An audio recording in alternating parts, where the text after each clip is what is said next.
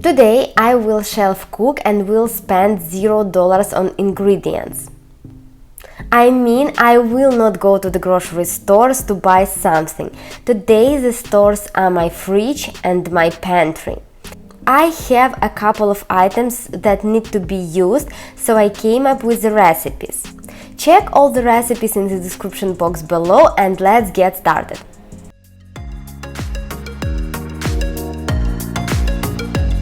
Hello everyone, my name is Irene and today I do shelf cooking as Jordan Page from xaskqfk.com calls it. I don't want to go to the store to buy groceries and spend money. So the solution here is to open my fridge and my kitchen cabinets to find the ingredients I can cook from. First recipe is the pineapple sheet pancake. I use here heavy whipping cream I had in the freezer and so it changed its texture a little bit. But I don't care because it will not impact the tastiness of the final product. To the cream I add 4 eggs, sugar and whisk. Then goes the flour. And this is an Aldi flour. You can see how many clumps it has. It is not a bad flour, it's just always clumpy. I think that is because the bags are made of the plain paper and are moisture permeable. And we live in Florida, so the moisture climate is default here. I don't have such issues with the Walmart flour because their bags have a thin layer of plastic from inside of the bag. I also add baking powder and salt to the flour, then whisk all the ingredients together, add vanilla extract and whisk once again.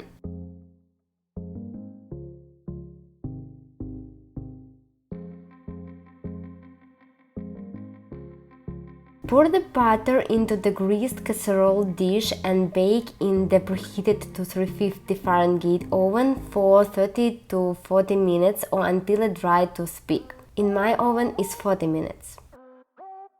Next up are the knishes, or let's call them potato rolls. I already prepared the dough and the filling. For the filling I use mashed potatoes, leftover baked pork from the previous meal prep, some shredded cabbage and spices. I will do 2 batches, so divide the dough into 2 equal parts. Then the first part of the dough I roll into a rectangle and add the filling onto one side.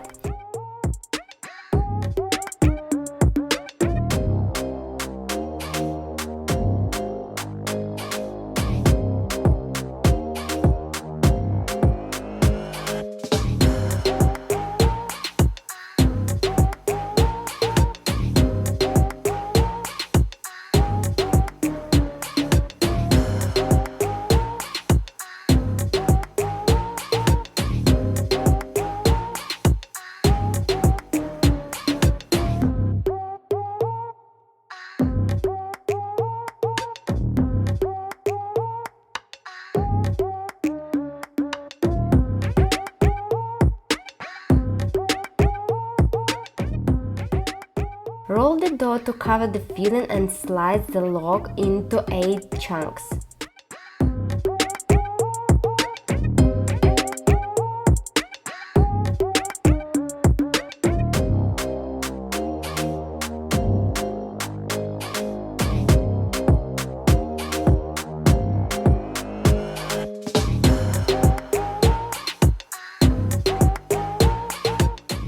Here I tried to cut them with the side of my hand, but I added too much filling so it didn't work well and I finished cutting the chunks with the knife.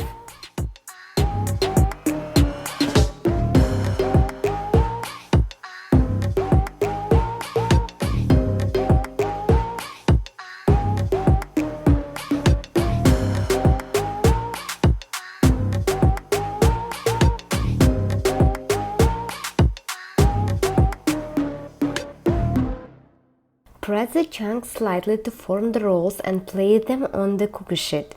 Brush them with the egg wash or milk and bake at 375 Fahrenheit for about 40 minutes or until golden brown. Repeat with the second part of the dough.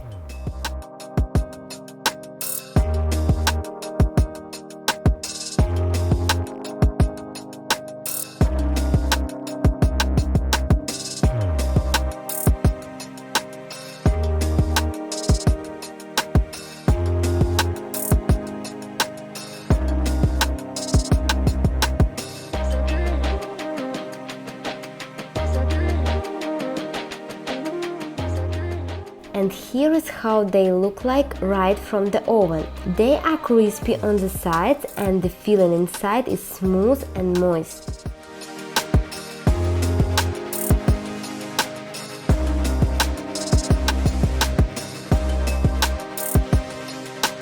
I still have the rest of the filling in the pot, so we'll do mini butter horns using a dill pickle brine. The brine I used to make the dough, and yes, you heard well, it is a regular leftover dill pickle brine from the jar. I had it in the fridge for a couple of weeks now and decided to finally use it. I made a double batch, so we'll get 64 mini butter horns. I divide the dough into 8 mostly equal parts and form them into balls.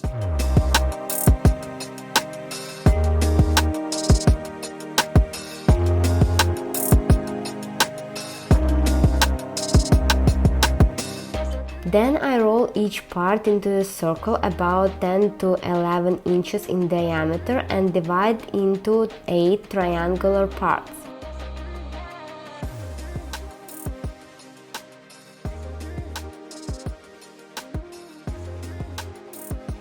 I put filling into a wider part of each triangle and roll up the butter horns.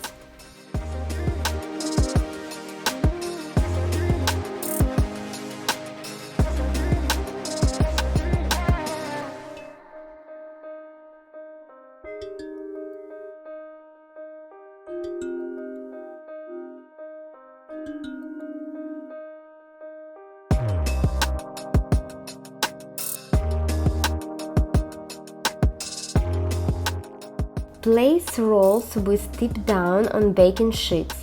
Brush with egg wash or milk. Bake 25 to 30 minutes or until golden brown. In my oven I bake them for 30 minutes. Repeat the process with the rest of the dough.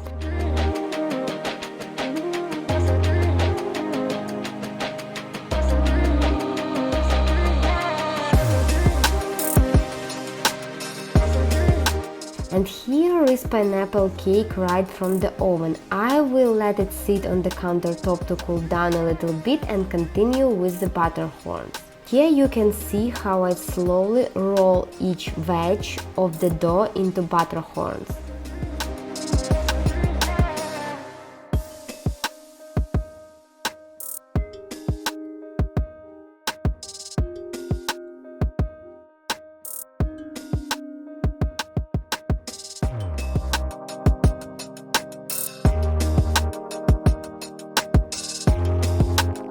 The cake have cooled a little bit, so now I need to poke holes in it to pour the pineapple juice over.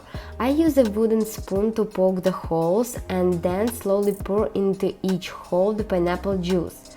Then the leftover juice I will pour over the top of the cake, let it set aside and go back to the butter horns.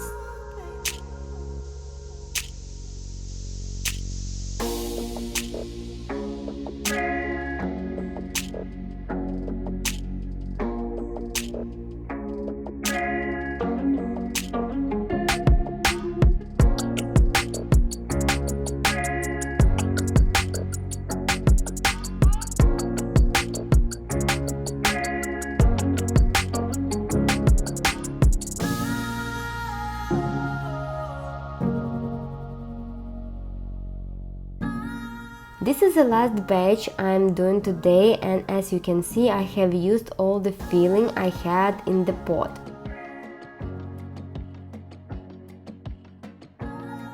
Now let's transfer the butter horns onto the baking sheets.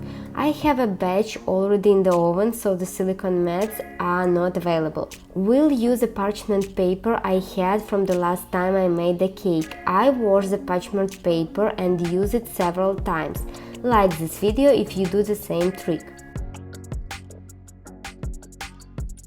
While the butter horns are baking, I will prepare the pineapple filling for the cream cheese frosting for the cake. This can of pineapples I bought a long time ago and it needs to be used. I decided to cut the pineapple chunks into smaller pieces so the cream cheese filling will be smoother.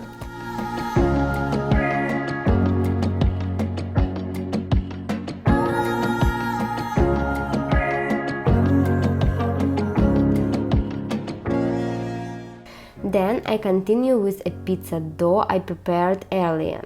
I divide it into 3 parts and form the pizza crusts. I use these rectangle baking sheets to make pizzas and don't care much that the pizza has a form of a rectangle.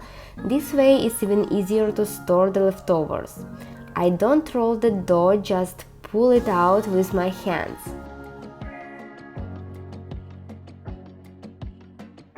Then brush the dough with a little bit of ketchup and mayo and spread the toppings.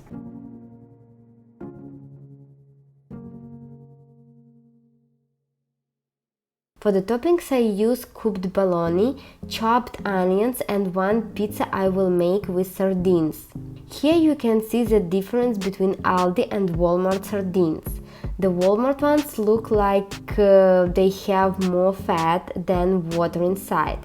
It was actually water, but with the fat from the fish. On the clip from the right, the more pink pieces are from Walmart.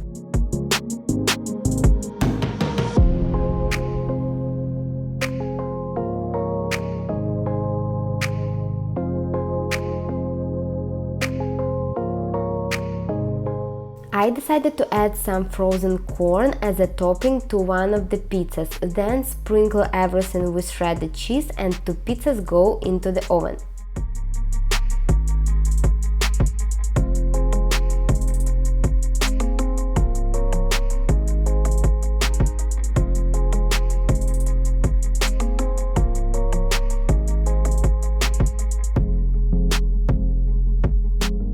And here are the butter horns.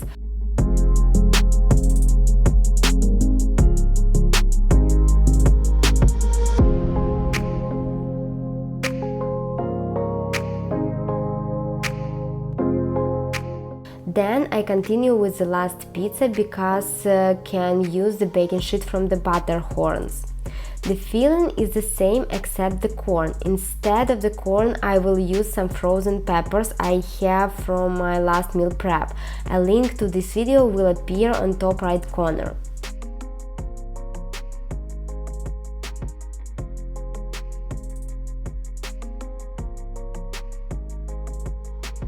I already have the cream cheese frosting ready and will pour it over the cake. For the filling, I whisk the softened cream cheese with butter, powdered sugar, some vanilla extract and leftover pineapple juice. In the end, I added the pineapple chunks and mixed with a spatula.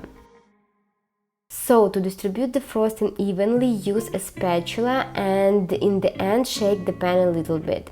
Cover the cake with a lid or a plastic wrap and place into the fridge. This is how the piece of the cake looks like.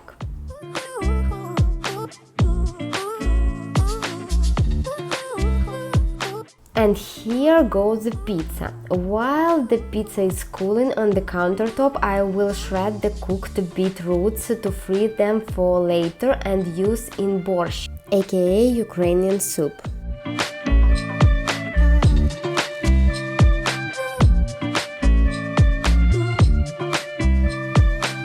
Finally, I cut the pizza and store it in the Walmart containers. These are containers from the donut holes Walmart sells, and I use these for more than 2 years now to store pizza in the fridge or in the freezer. I just wash them after each use, let them dry well and use over and over again.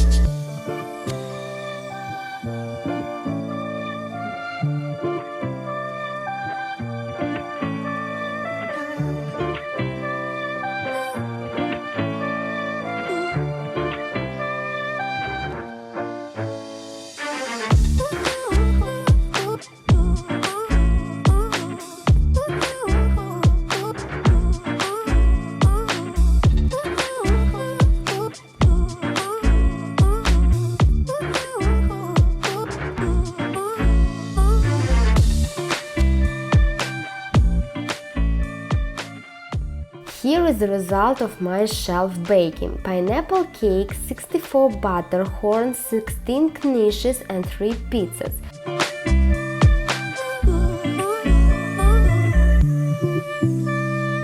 Pizza will go for dinner and it is about 8 to 10 servings.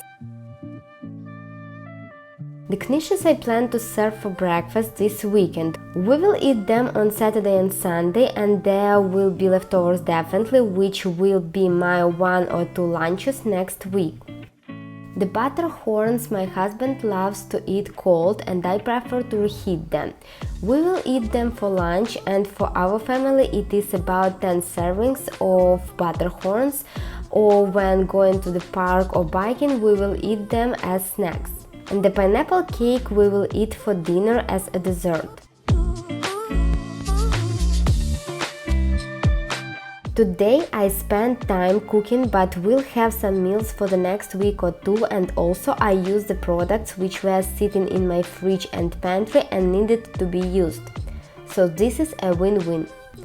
All the recipes you will find in the description box below or in the first comment to this video.